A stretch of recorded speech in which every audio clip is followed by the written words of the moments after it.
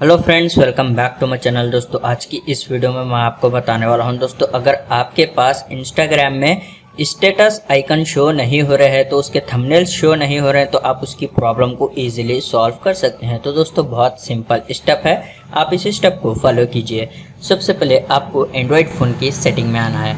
उसके बाद आपको स्क्रॉल करना है, फिर आपको यहाँ पर ऐप्स के ऊपर क्लिक करने के बाद यहाँ पर मैनेज ऐप्स पर क्लिक करना है और आपको जो है यहाँ पर सर्च बार में टाइप करना है इंस्टाग्राम। उसके बाद आप इसको क्लिक कर ओपन कीजिए, फिर आपको यहाँ पर फोर्स स्टॉप पर क्लिक करके ओके कर देना है। उसके बाद आपको यहाँ पर क्लियर कैचे के ऊपर क्लिक करके ओके करना है। दोस्तों आपको यहाँ पर क्लियर ऑल डाटा नहीं करना है। फिर आपको यहाँ पर ऐप परमिशन में आना है, सारे परमिशन आपको यहाँ पर अलाउ कर देना है इस तरीके से। फिर आपको बैक आना है और यहाँ पर आपको रिस्ट्रिक्ट डाटा यूसेज पर क्लिक कर wifi and mobile data in box में आपको चेक करना है। फिर आप ओके के ऊपर क्लिक कीजिए।